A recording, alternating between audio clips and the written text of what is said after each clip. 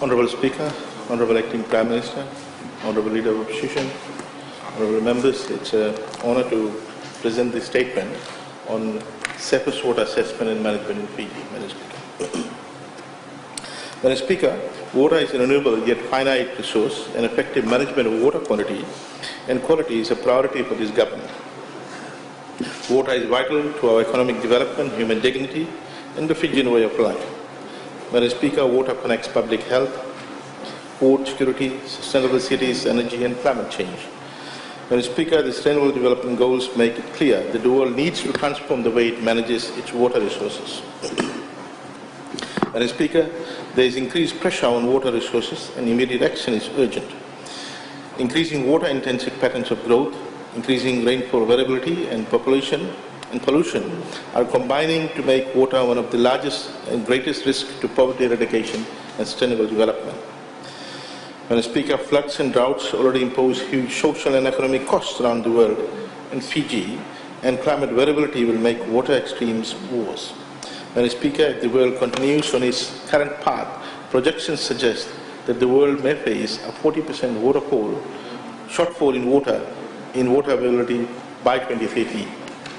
Madam Speaker, around the world, people's livelihoods are being threatened because of too little water, too much water, or a lack of high-quality water, and the recent floods in Fiji depicts this reality in our interconnected world. In fact, a new report by the World Health Organization and UNICEF points out that 2.1 billion people lack access to safely managed drinking water.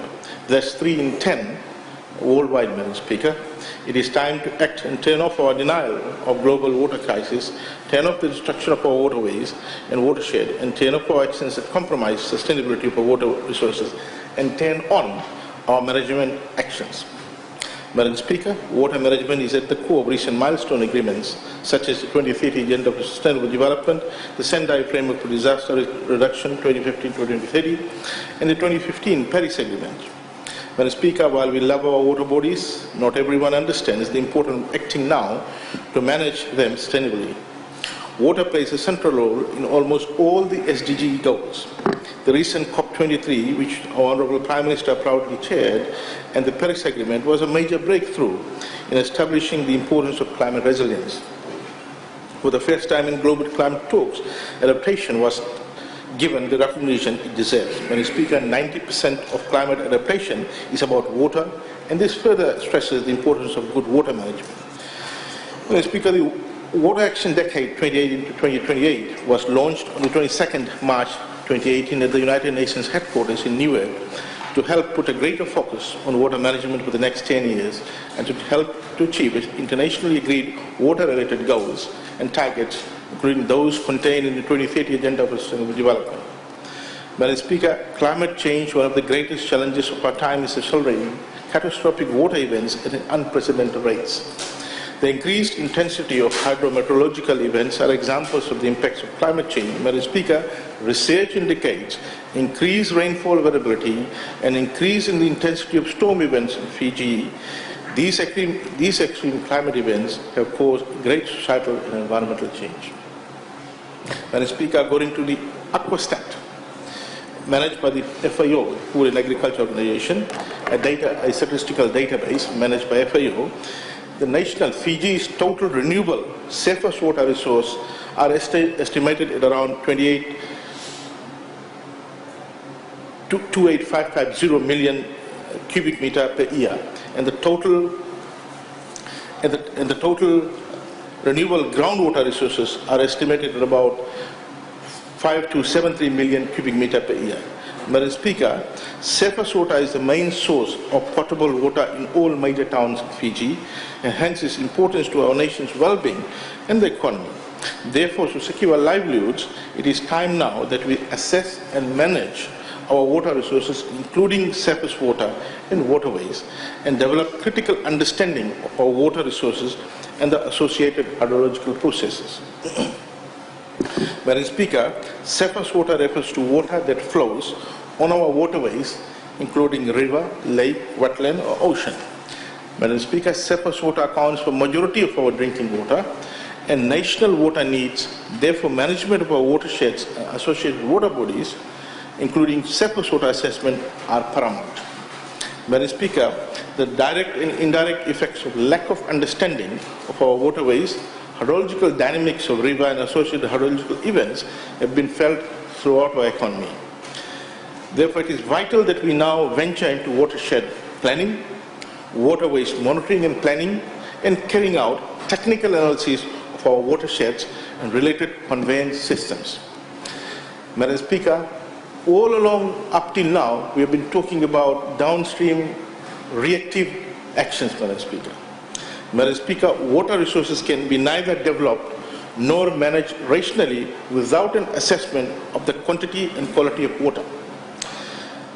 Madam Speaker, as the old saying goes, you can't manage what you don't measure. Madam Speaker, water resource assessment is required to assess our water resources. Water resource assessment is a tool to evaluate water resources in relation to a reference frame, including evaluation of the dynamics of the water resource in relation to human impacts and demand. Madam Speaker, while in Fiji we haven't had a comprehensive national surface water assessment, components of water resource assessment, example hydrological monitoring, has been carried out at some locations. The hydrological monitoring and assessment commenced in Fiji in the early 1970s in response to the need for hydrological data required for design of Monosabu hydroelectricity scheme. The hydrological monitoring network was established under development aid assistance, and capacity was developed within suitable government department. Madam Speaker, while it is not always possible to predict the severity of floods and drought, we still can do a lot to improve our understanding of our water resource and anticipate extreme events. This certainly will allow us to reduce our exposure to extreme events and provide data that will help us design better infrastructure, devise more accurate and responsible early warning systems, and plan our developments. Madam Speaker, it is well said that forewarned is forearmed. Having reliable long-term hydrological data can help us prepare and plan for extreme events by identifying where the risks are highest and planning accordingly to minimize the risk.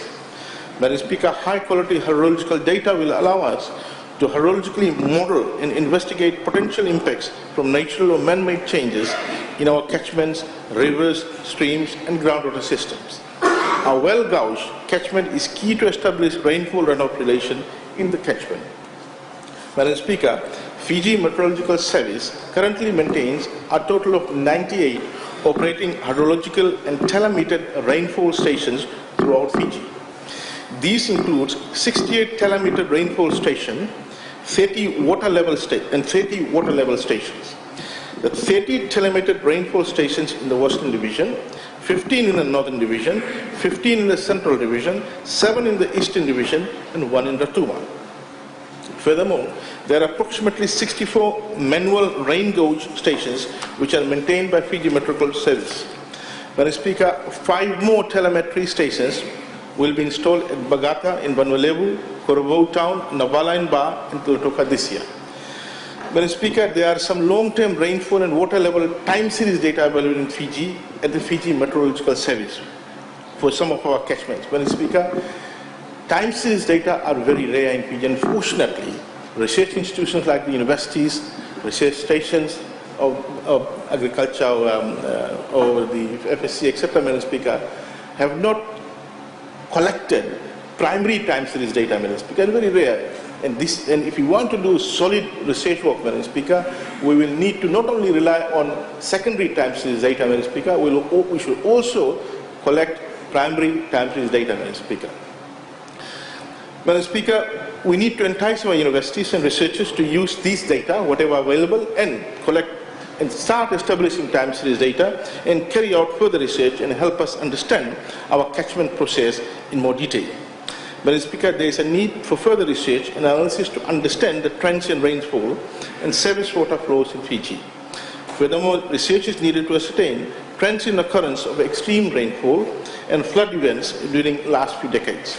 We also need to establish relationship between rainfall events and flood inundation areas in our respective catchments, Madam Speaker.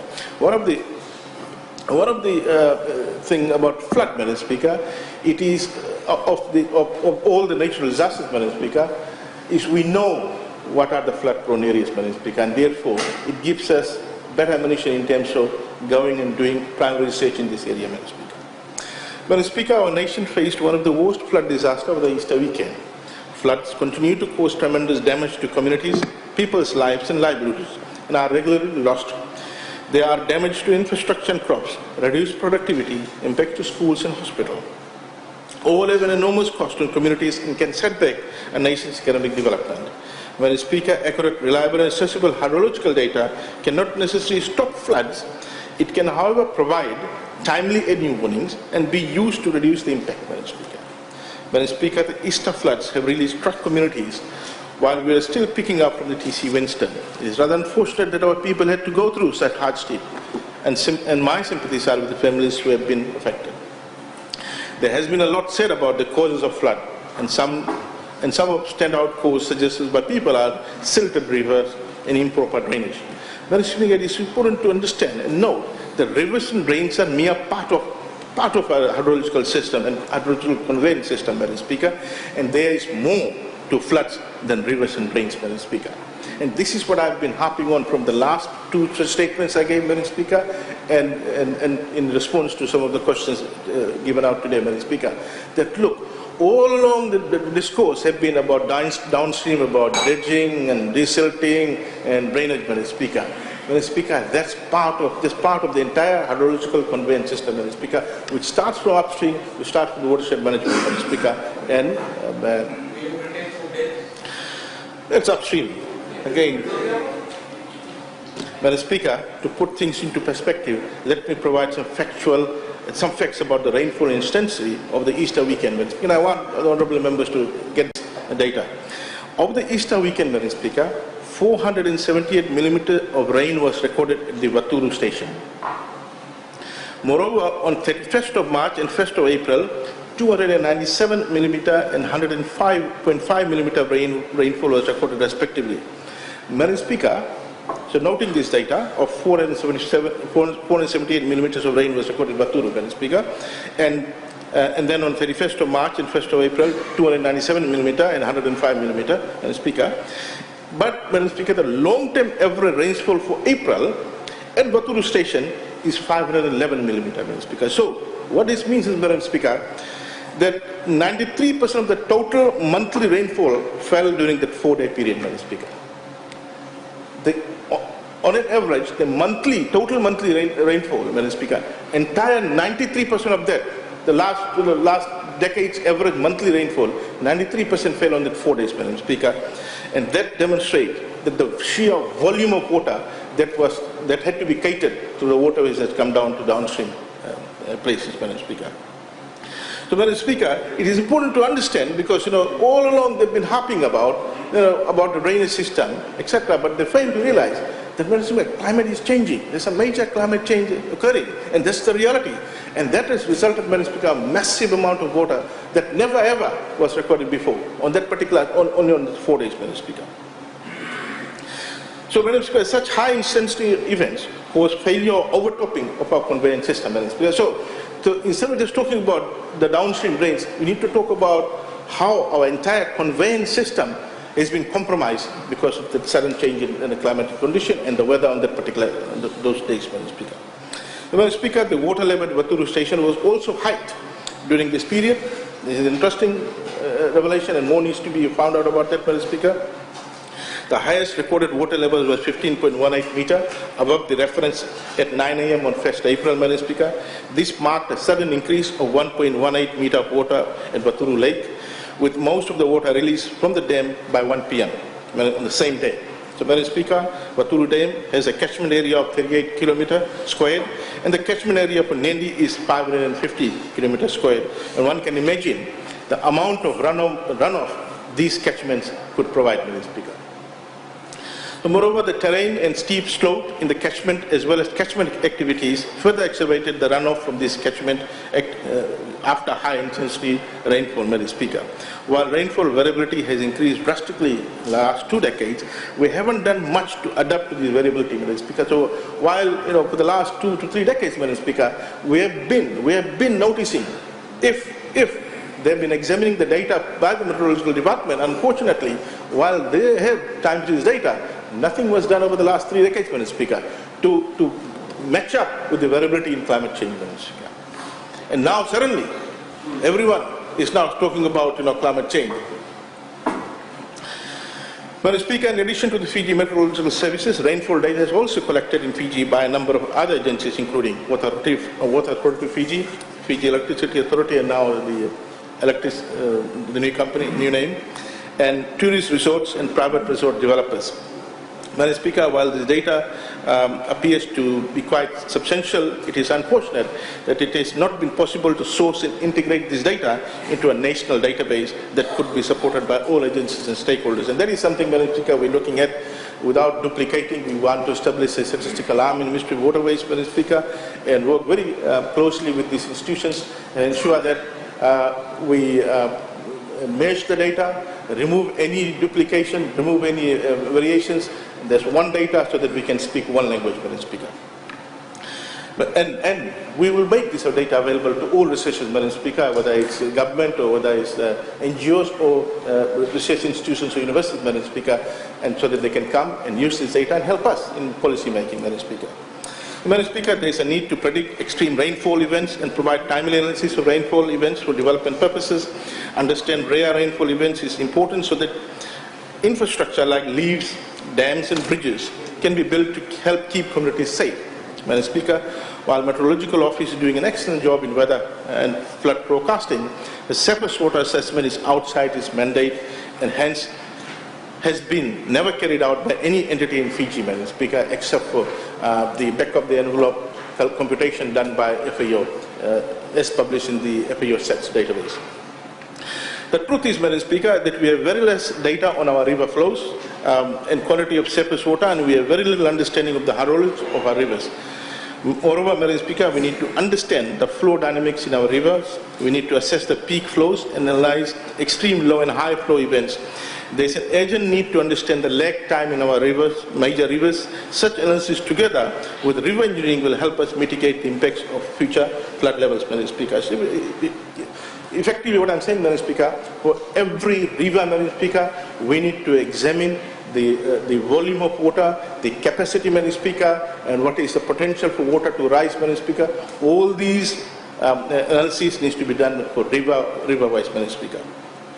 Madam Speaker, the larger rivers in Fiji are generally monitored by hydrological stations where flood flows commonly exceed several thousand cubic meters per second. However, due to limited recurrent support for field operations and capacity issues, accurate flood data in Fiji is limited. Madam Speaker, research indicates that approximately every 3 years, a notable damaging flood can be expected at any one time or more of river systems in Fiji. However, due to reduced hydrological capacity and limited resources, precludes any actual flood measurement to determine actual system discharge at its peak. Madam Speaker, I would like to reiterate the following sentiments shared by the high-level panel on water. A, water is everyone's responsibility. A whole-of-government approach is required to better manage our water resources and deliver water and sanitation services. Similarly, households, farmers and private sector are the major users of water and therefore have the responsibility of water stewardship as well. B, access to water is everyone's right and therefore bridging access gaps is everyone's responsibility. C, value our water right. Valuing the water we have becomes ever more important as its scarcity increases. D, investing in water for long run. The water sector has suffered from insufficient financing and investment. Madam Speaker, again would like to thank Honourable Prime Minister and our Honourable Minister for Economy for their vision to address water management in Fiji by establishing the Ministry of Waterways. As alluded to in the morning, Madam Speaker, the small states Caribbean, the small states in the Caribbean region, Madam Speaker, and our own Pacific Island countries are now also talking about establishing dedicated Ministry of Waterways, Madam Speaker, given the importance of water in the small island countries, Madam Speaker. The Ministry of Waterways will endeavour to address national water management problem by addressing cross-sectional interest in watershed management and employing participatory integrated approaches in water resource planning, development and water management in Fiji. Furthermore, the Ministry will lay a foundation for sustainable use and development of water resources, protection of the ecosystem and the environment in which water resources are situated, and assist the integration of water resource management with other natural resource management. Madam Speaker, thank you for the opportunity. Naka.